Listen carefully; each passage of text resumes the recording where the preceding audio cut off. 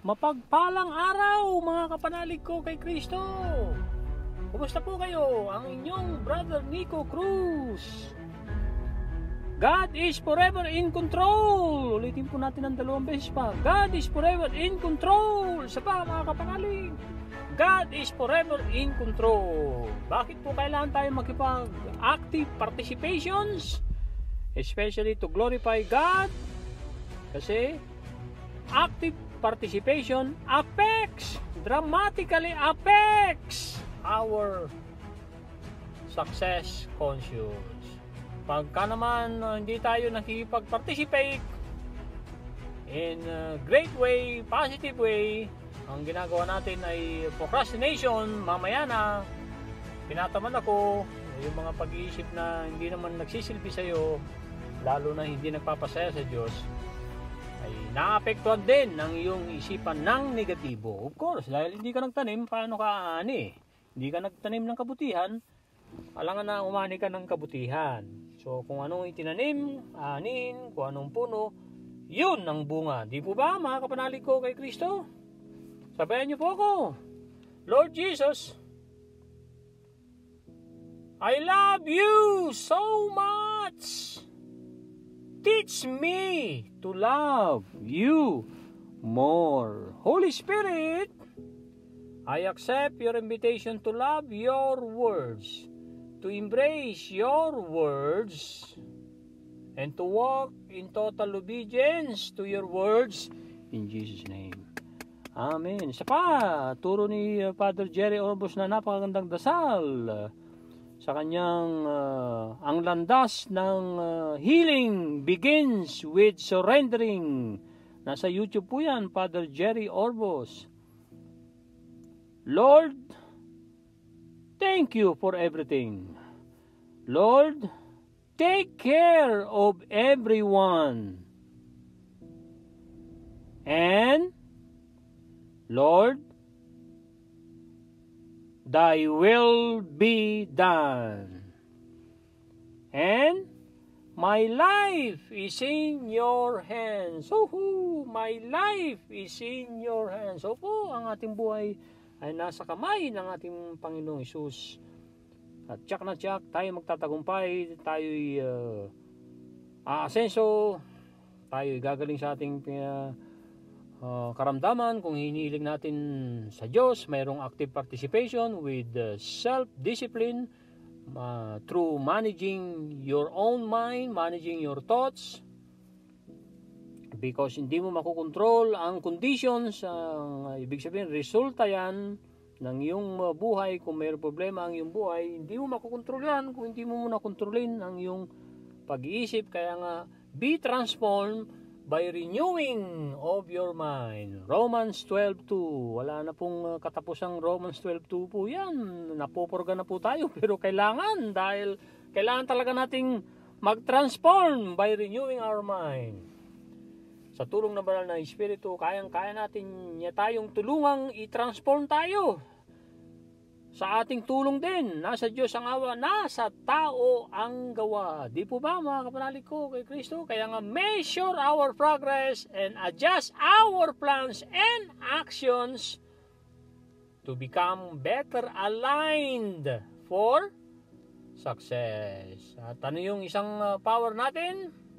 Bukod sa can-do power, merong gratitude power. Kasi, sabi ni Bob Proctor, gratitude is an attitude that hooks, nakakabit,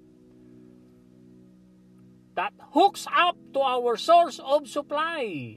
And the more grateful you are, the closer you become to your Maker, to the architect of the universe, to the spiritual core of your being.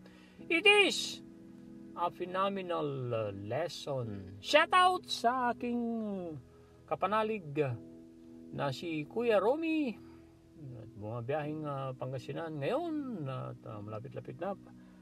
Kanina ay nasa Tarlac na sila at sila ay dadalaw sa aming nanay, sa aming mga kamag-anakan sa Binmali, Pangasinan. At shoutout din sa iyo, Alan Agusan, napakagaling na teammate. Pinupuri namin ng Panginoon dahil ka-teammate ka namin, Brother Alan, at isa ka sa sumusubaybay kay Bob Proctor. Biro mong nag-invest ka pa ng binili mo yung cassette tapes na napakaginto. Opo, sa tingin ko, gintong-ginto ang cassette tape na nirecord noong 1980s seminar ni Bob Proctor saka si John Connery. Napakarami kong notes dyan sa 1980s. Opo, 1980s nasa YouTube. Noon nagbayad ang mga tao, ngayon libre na, nandyan na po sa YouTube. Yan ang mga dapat natin panoorin. Yan ang mga dapat natin subaybayan para tayo makapag-ambag sa paganda ng takbo ng buhay natin. Dahil God is forever in control. Perfect ang universe. Dysfunctional ang ating buhay dahil sa maling pag-iisip. Tayo na binigyan ng isip, tayo lang ang creations ni Father God, na wonderful creations niya. Kaya nga sabi niya sa walls na binasa natin kahapon kasama sa episode 50 na Psalms 139 verse 14, I am fearfully and wonderfully made. Marvelous are your works, and I know that well. And I know that well. Dapat yan ang ating deklarasyon, na I know that well that we are fearfully and wonderfully made. Tingnan nyo ang galaxy, ang universe. Tingnan nyo po, panoorin nyo po gaano kaganda ng nilikha ng ating Panginoong Hesus. Pero tayo, ang the greatest possessions, hindi po galaxy, hindi po araw, hindi po buwan, hindi po mga bituin, hindi po mga puno, mga ibon, mga hayop. Hindi po yan ang mga greatest possessions. Ang greatest possession ay tayong mga tao. Binigyan niya ng isip. He created us in His image para magdomina ng ayon sa kalooban ng Diyos sa mundong ito. At napag-usapan po natin ang universe, San Sinukob. Iko-correct ko lang po yung maling nasabi ko po doon na 19 million years para tayo makarating sa sun. Pero hindi naman talaga tayo pwedeng makarating sa sun. Napakainit niya. Ang pinakamalapit na planeta ay Mercury. So hindi po pwedeng mabuhay ang tao sa Mercury kasi mainit doon. So ang sabi ko doon, 19 million years para makarating sa sun kung tayo babiyahin ng aeroplano. Pero hindi po, miles ang tinutukoy ko doon. Ito po ang sinerch ko para mai-share ko sa inyo at ito po ibabasahin ko po sa inyo.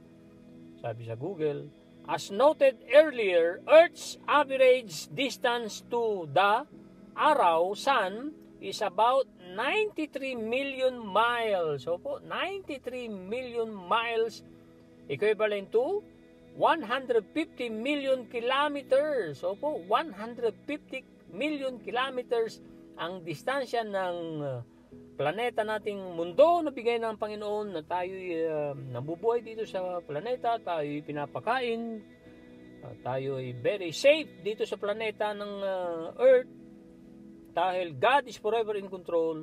Ang distansya niya ay 150 million kilometers. At ang tanong, how long would it take to get to the sun from the earth? Ang sagot, it's tough to predict a spacecraft's journey towards the sun.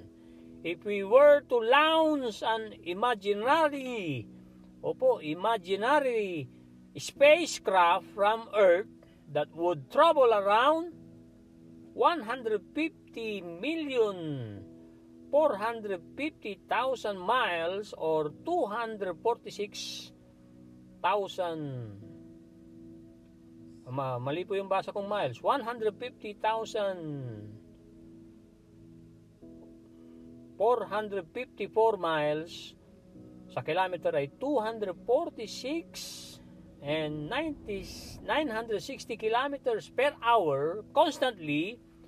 It would reach the sun in 606 hours or 25 days or 25 days. Opo, dahil ang takbo mo ay nasa 246,960 kilometer per hour. Opo, per hour. Kaya ka makakalapit. Hindi ka mismo hindi super mismo doon sa sun kasi hindi ka makakarating talaga doon. Ang distance lang na maaabot mo ay nasa ang oras ay 606 na oras or 25 days. Ito pa isang nakalap ko, ang astronaut in his suit could get up 3 million miles from the sun. Yan, distansya niya from the sun, 3 million miles before getting into serious trouble. Opo, before getting into serious trouble. Yung makakalapit ka nga ng 3 million miles away from the sun. But NASA spacecraft can do much more considering that the sun is 93 million miles away from Earth. Humans can get really close. Tanong, ano po ang take home po ninyo sa episode 50? Sumasa iyo ako at pumapalibot sa iyo. Napakagandang dapat nating ilagay yan sa isip at puso natin na sumasa atin ang Diyos na si Kristo at pumapalibot pa. Yes, nakapalibot sa atin. Kaya dapat kung tayo may sakit ay tanggapin natin ang healings, ang kagalingan ng pagpapagaling ni Lord Jesus Christ. Sa iyong active participation, disiplina, and repetition. Ibig sabihin ng repetition ay good habits para ang repetition mo magbibigay ng magandang good results. Kasi repetition mo ng mga negative na habits mo ay negative din po ang dahil nire-repeat mo ang negative, ay negative ang iyong bumabalandra sa iyong mukha, ang iyong bumabalandra sa iyong buhay. Kaya hindi ka uunlad dahil talaga namang nakakapekto ng malaki sa ating success conscious or failure conscious ang mga repetition ng good or bad. So ang i-repeat po natin ay ang mensahe ni Lord Jesus Christ sa episode 50. Sumasayo ako at pumapalibot pa sa iyo na may gintong sinag ng ilaw.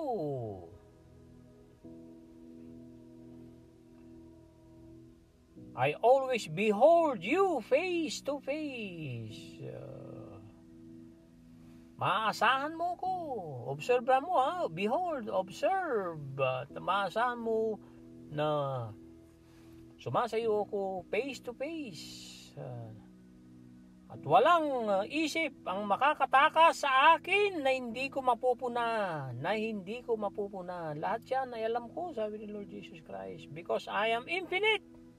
I am able to love you as if you and I were the only ones in the universe. Kaya kitang mahalin na ikaw lamang at ako ang nabubuhay o nandito sa sansinukob na nilikha ko. Sabi niya, kaya nga maglakad ka kasama ako ng super lapit sa akin, ng may kasamang pagmamahal, ng bawat hagbang mo ay hindi ka maliligaw kung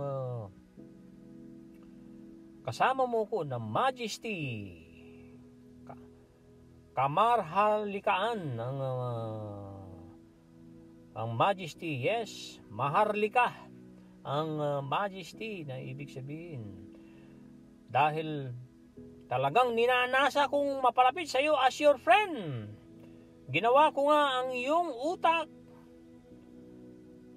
Nilagyan ko ng kapasidad para kilalanin ako bilang isang kaibigan at Panginoon mo nang sabay-sabay, simultaneously. Ang isip ng tao ay isang pinakulo or sumisikat sikat sa aking creation. So tayo ay number one talaga sa Panginoon, lalo na binigyan niya tayo ng isip. Gamitin po natin ang ating isip para paligayahin ng ating Panginoon, para pasayahin ng Panginoon. Pagka naging maligaya, naging masaya ang ating Panginoon, na nagdalak siya sa ating mga inisip, sinasabi, ginagawa, ay lumulundag sa langit ang ating Panginoong Jesus. At masaya din tayo kasi nananahan siya sa atin. Talagang nakikipag-usap ako sa iyo ng tuloy-tuloy kasama ang aking espiritu, ang aking salita at ang aking mga nilikha. Ang tanging tao lamang ang mayroong kapasidad na tanggapin at sumagot sa aking presensya. Talagang ikaw ay ginawa ko na walang takot at kamangha-mangha. Napakagaling ng mensahe ito, mga kapanalig. Ulitin po natin ito. I encourage you. I-transform po natin ang YouTube into classroom po natin. At kung nasaan man tayo, nasa trabaho, kung pwede tayong makinig, or lalo-lalo na pagka tayo bumabiyahe. Ang music ay nakakatulong, pero mas nakakatulong ang audios ng spiritually at self-help books or audios. Yes, audios. Pag ikaw ay bumabiyahe. Ito na po ang episode 51. Ang iyong kinabukasan ay nasa mga kamay ko. Yes, ang iyong kinabukasan ay nasa mga kamay ko, anak. Ay, napakagandang mensahe po ito. Nasa Mateo 6:34 ang una nating babasahin sa New King James Version, the Maxwell Leadership Bible ni John C. Maxwell, revised and updated. 800 lessons ang dadagdag sa iyong dunong. 800 lessons. Kaya nga 1,600 pages ang Bible na ito. Kakaibang Bible dahil nga mayroong 800 lessons. Ito na po ang Matthew chapter 6 verse 34. It says, "Therefore, do not worry about tomorrow, for tomorrow will worry about its own things. Sufficient for the day is its own trouble." Sufficient for the day is its own trouble. Dalawang Bible verse lang po ang babasahin natin for today dito sa libro ni Sarah Young, September 30, Enjoying Peace in His Kapayapaan. In His Kapayapaan. John 10:10, paborito po natin to.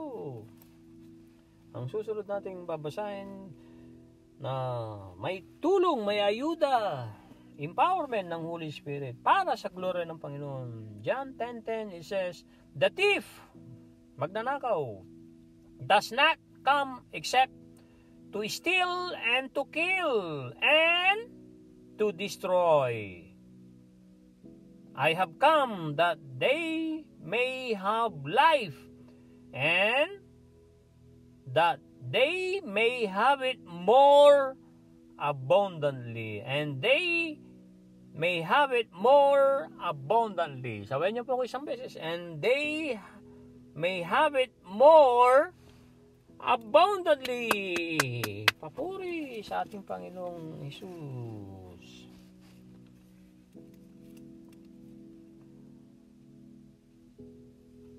Ang ating desiderata ay ito po. na istansa, humayo ng payapa sa gitna ng ingay at pagkukumahog, at tandaang may katiwasayang masusumpungan sa katahimikan hanggat kakayanin at nang hindi sumusuko. Huwag tayong sumuko na gumawa ng kabutihan. Huwag tayong sumuko na tumanggi, patalsikin sa buhay natin ang Satanas dahil sisirain at papatayin niya lamang tayo.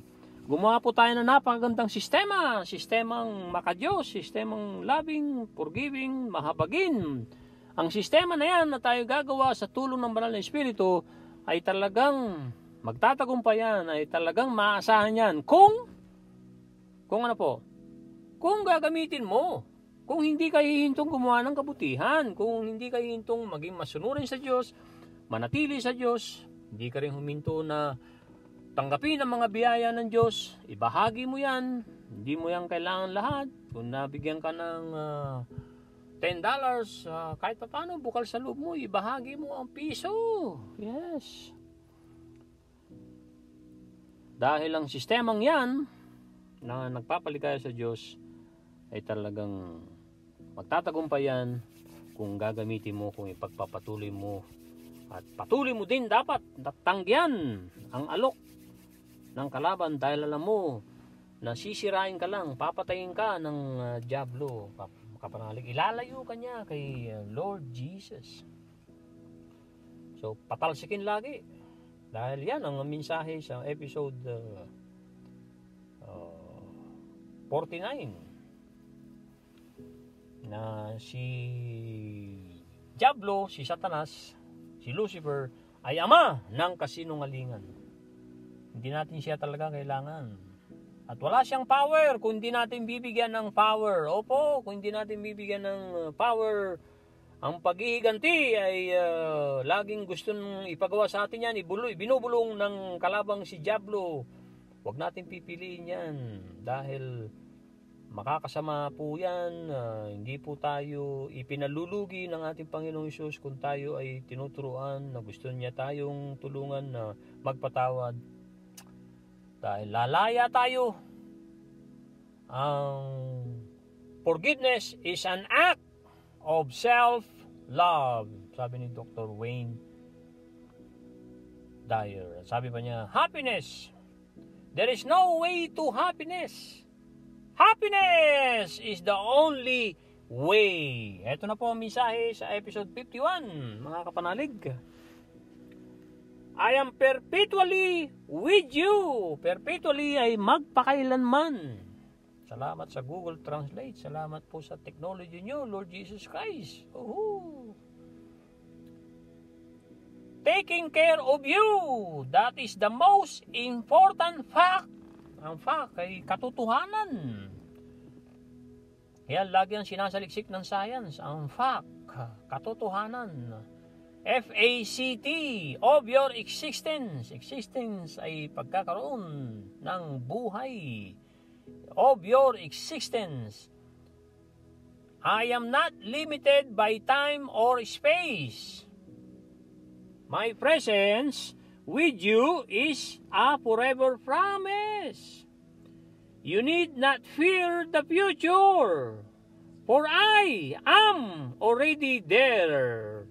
When you make the quantum leap ay madaming talon into eternity walang hanggan, you will find me awaiting you in heaven. Nahu! Salamat po, Panginoon. Hinantay mo kami sa heaven. Tulungan mo kami, Lord Jesus, na makarating sa iyo, na tulungan mo kaming patalsigin namin sa aming buhay si Diablo.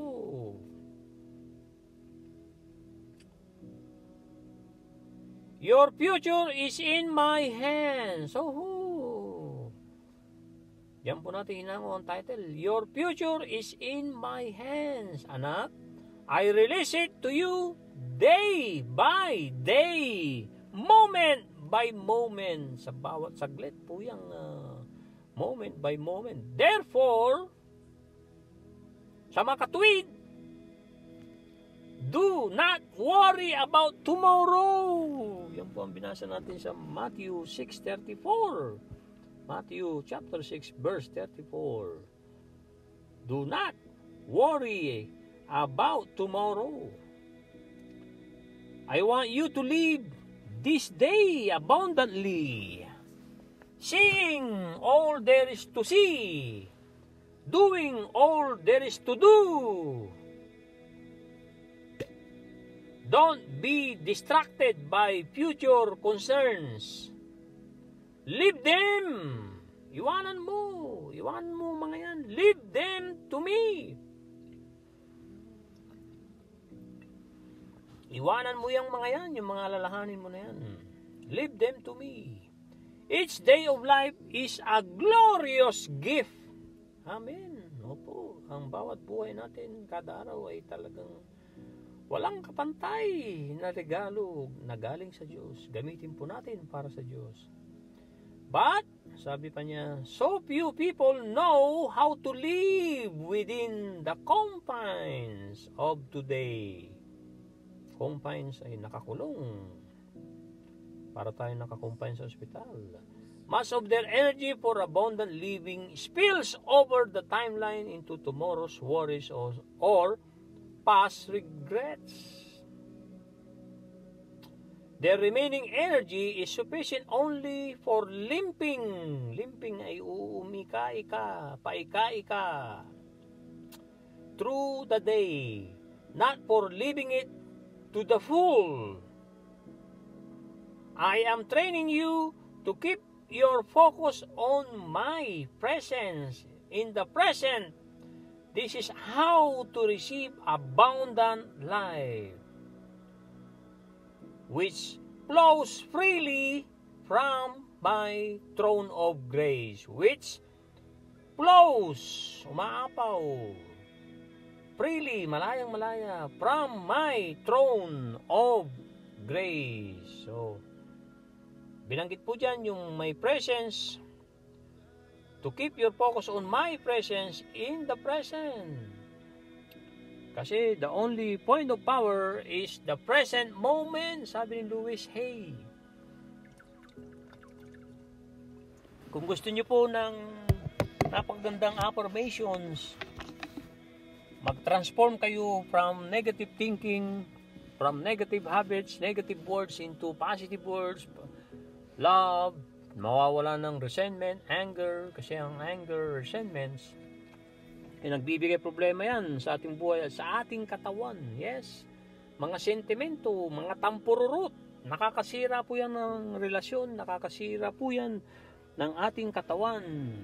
Siyempre, damay ang negosyo, damay ang trabaho pagka mayroong sentimento rito, sentimento ron, nagtampo kasi hindi pinromote, inaasahang mapromote, inaasahan ang pinagduduldulan ng sarili natin minsan na gusto nating ma-promote, na gusto natin lang talaga yung promotion na yun, hindi natin nakita na mas may maganda pang nag-aantay na ibibigay sa iyo ng Panginoon through your faith. Yes, sa pamamagitan ng ating pananampalataya.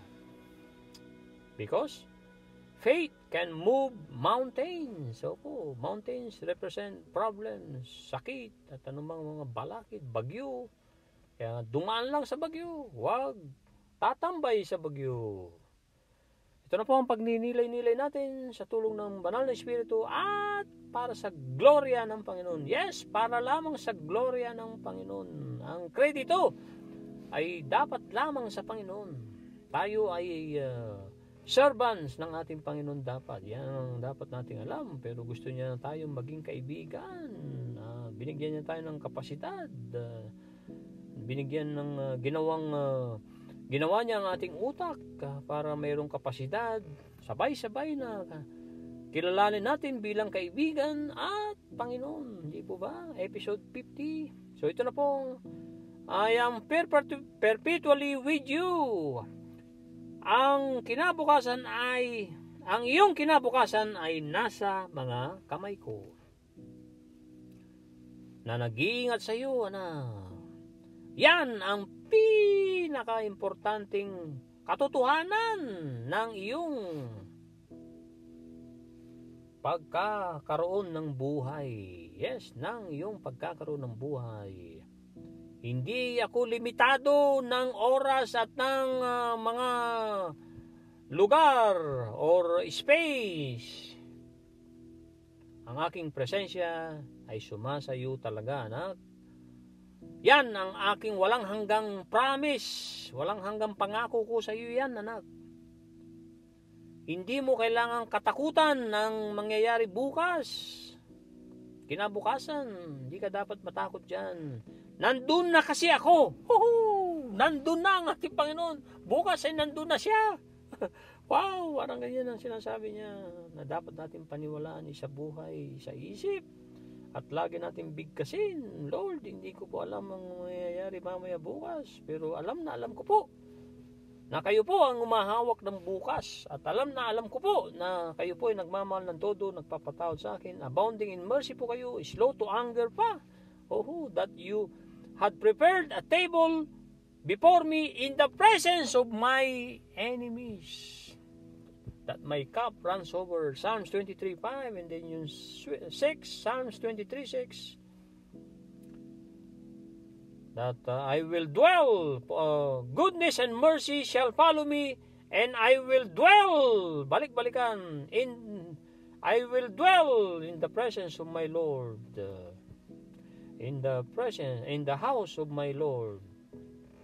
Psalms 23:6.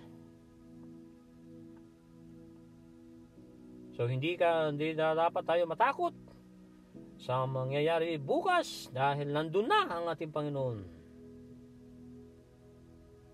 Pag ikaw ay gumawa ng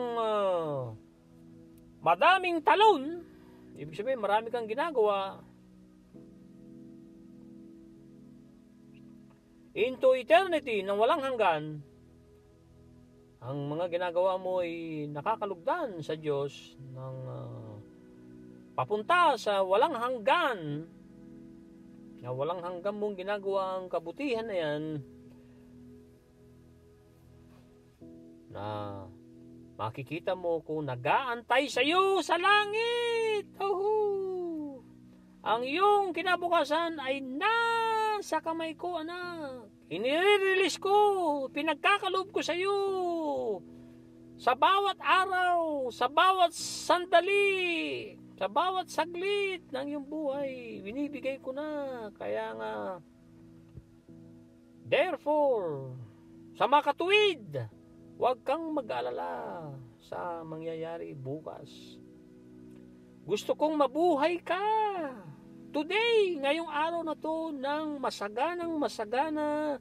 Nakikita mo ang dapat mong nakikita, ginagawa mo ang mga dapat mong gawin, leave it to the now. Gawin mo ang ordinaryong gawain at gagawin ng Panginoon ang extraordinary dahil siya ay supernatural na Panginoon na hindi po tayo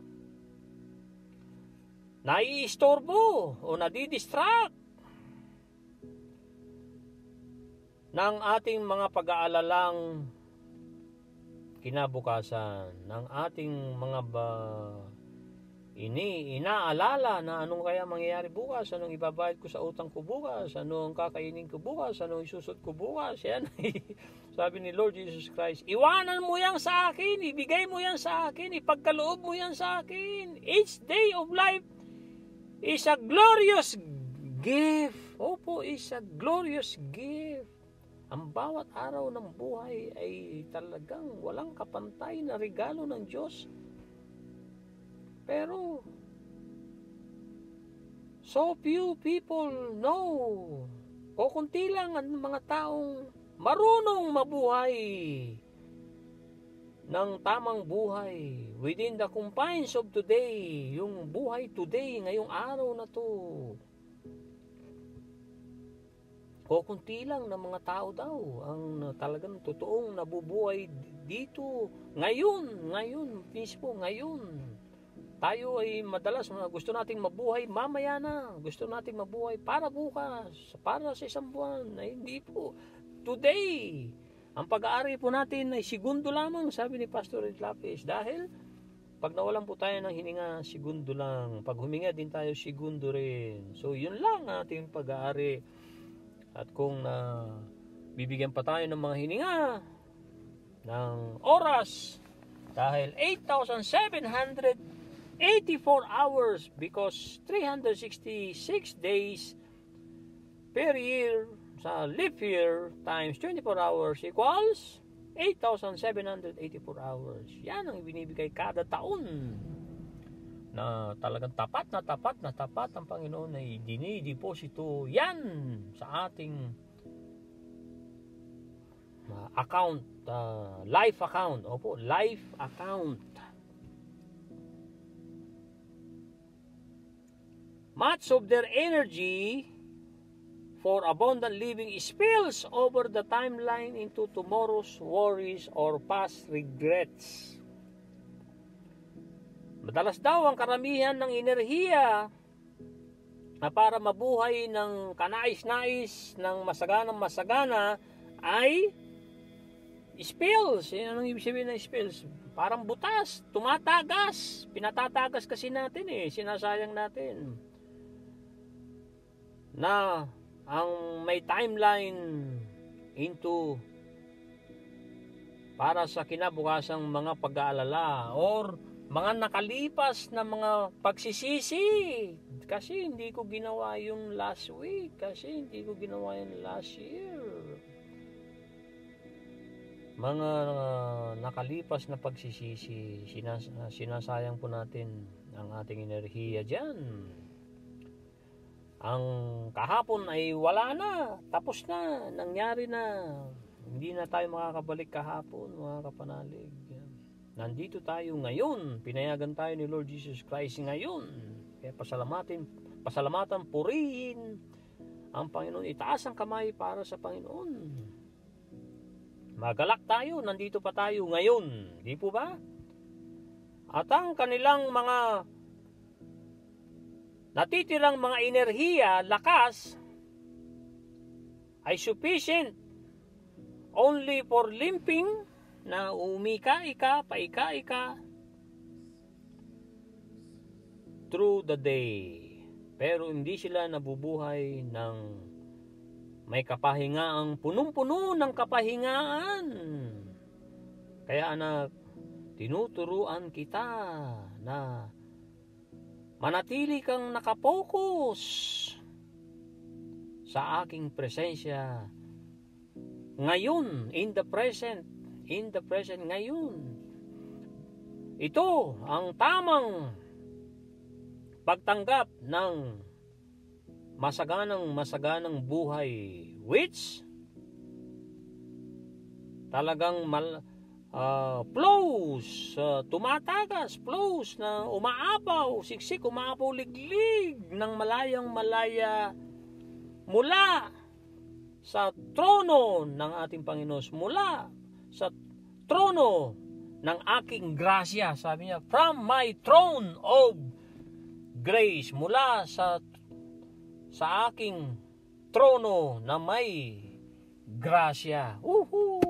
Salamat po Panginoon na may pinasulat po kayong libro kay Sarah Young. Napakaganda. Talagang ang mensahe niyo po sa tulong ng Banal na Espiritu ay nanunuot sa amin pagka talaga namin pinagninilay-nilayan. Pag nabubuhay kami ngayon, dahil nandito po kayo ngayon, bukas ay nandun na po kayo, Panginoon. Salamat po dahil kayo po ang aming Panginoong Hesus. Maraming salamat, Panginoong Hesus, na napakaganda mong mga ginagawa araw-araw, mga magnificent. May barko ng tagumpay. Ito po ang ating pagnilay-nilayan. The philosophy of success, na bumabiyahe. Ang picture po nito, ang barko bumabiyahe sa malalakas na alon. Ito po, ang picture na ito ay galing kay Napoleon Hill, na pinamamalahan pa ni Don M. Green sa Napoleon Hill Foundation since year 2000. Ito po ang barko na naglalayag. Naglalayag na barko. Yan. Ang mga karatula po ng barko na napapaglalayag, hindi po yung barko ngayon na talagang high-tech na po, may engine. Ito po ay naglalayag, mayroong tela sa ibabaw ng barko. Ito po ang mga karatula. Number 1, ang laki-laking karatula, the mastermind. Opo, tayo po dapat ay makipag-alyansa. Sino po ang the best ka-alyansa? Mga kapanalig, mag-comments po kayo. Para sa akin, ang the best na ka-alyansa ay si Lord Jesus. Hindi nagbabago isip. At makipag-alyansa sa mga positibong tao, sa mga driven na tao, sa mga productive na tao, sa mga may isip ng RMA. Ano po ang RMA? Sabi ni WCS, William Clement Stone. RMA ay right mental attitude. Si WCS ay tinangguri ang the Mr. PMA, the positive mental attitude man, si William Clement Stone. At isa pa na nasa baba ng malaki rin ng bahagi ay Cosmic Habit Force. Pag-aralan po natin yan. Cosmic Habit Force ay universe po yan. Cosmic Habit Force. Malalim po yan. Kung hindi po natin naaralin, ay sa una hindi po natin maintindihan. A few years ago, tinanong ako ng aking beloved pamangking Richmart, ano po yung Cosmic Habit Force? Sabi ko, pag-aralan po natin yan na napagandang tanong mo. Magandang tayo mismo ang umaral niyan. Ang Cosmic Habit Force. Powerful po yan para magtagumpay. Ang laking bahagi ng karatula ng barko na bumabaybay sa mabagyo. Teamwork ay nandun din sa baba na ang laking bahagi. And then budget time and money ay kasama rin po yan sa baba. Pleasing personality. Maintaining of sound health. Opo, kailangan natin i-maintain ang sound health. Sound health ay malusog na health. Especially mental health. Opo, mental health. At mayroon din tayong mental wealth. Enthusiasm, may isa ring bahagi. Creative vision, tayo po ang dapat gumagawa niyan. At ang super laki, laki-laki ng karatula, positive mental attitude. Tunawin natin ang NMA, kakontra po yan ng PMA. Maraming NMA na mga tao, negative mental attitude. Malaki rin na bahagi, papuntang taas na po tayo.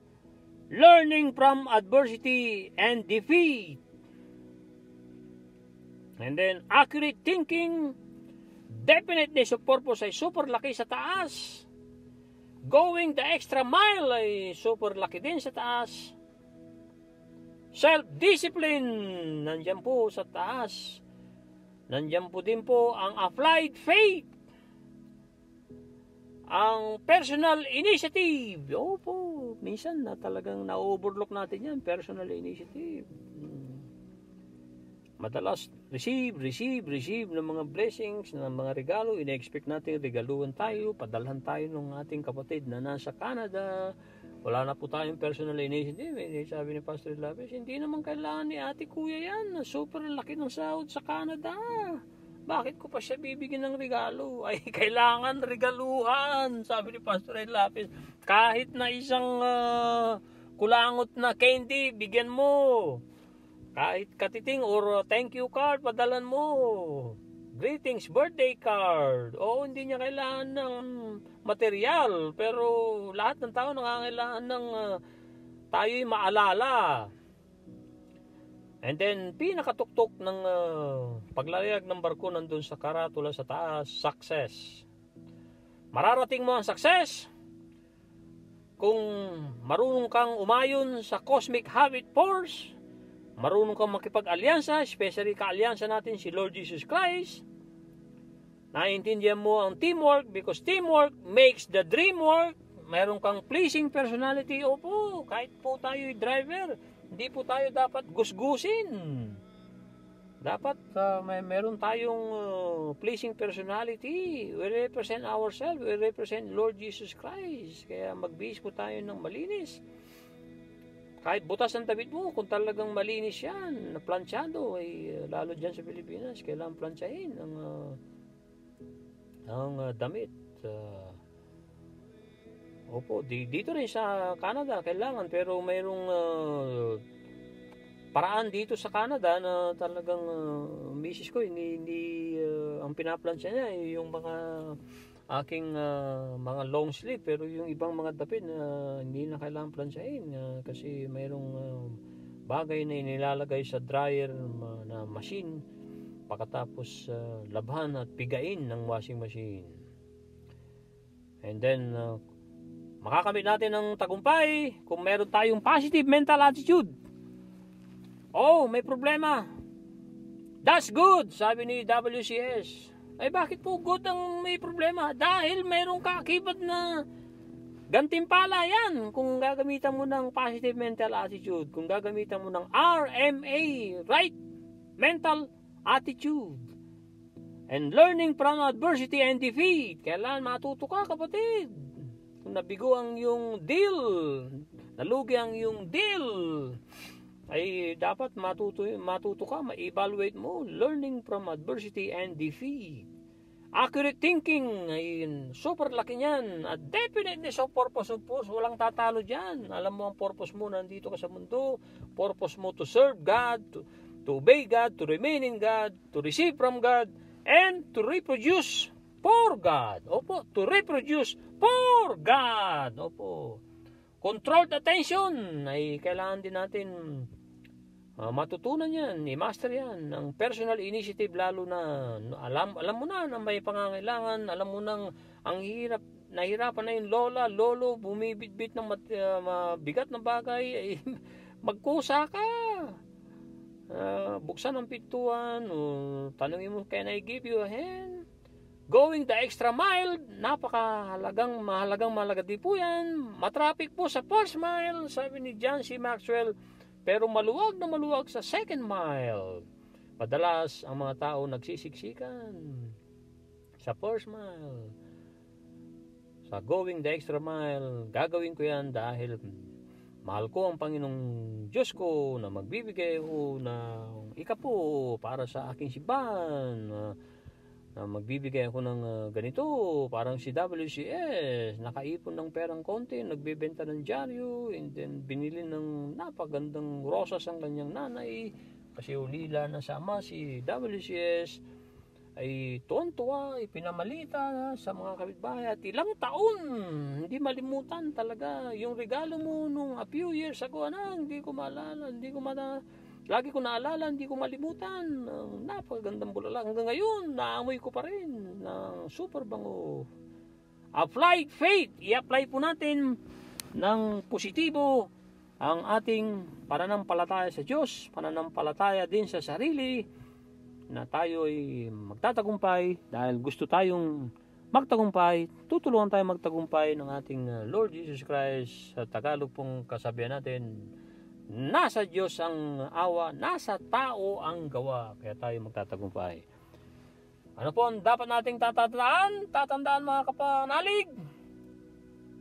God is forever in control. Opo, God is forever in control. Maraming salamat sa inyong lahat. At mag-ingat po tayo saan man tayo naroon. Kung matutulog na pa tayo dahil gabi na po dyan sa Pilipinas, ay matulog mahimbing kasi pinapastulan tayo ng kataas-taasan Diyos. He prepared a table in the presence of my enemies. He prepared a table before pala. He prepared a table before me in the presence of my enemies. Dahil ang ating Panginoon ay nandun na. Bukas, sinaantay tayo. Mabuhay muna tayo ngayon. Kung papayagan niya tayo, maraming salamat. Mag-stay pa tayo bukas. Kung hindi naman, ay pasalamat pa rin, pinahiram niya tayo ng buhay. God bless. Papuri sa Panginoon. Bye-bye now.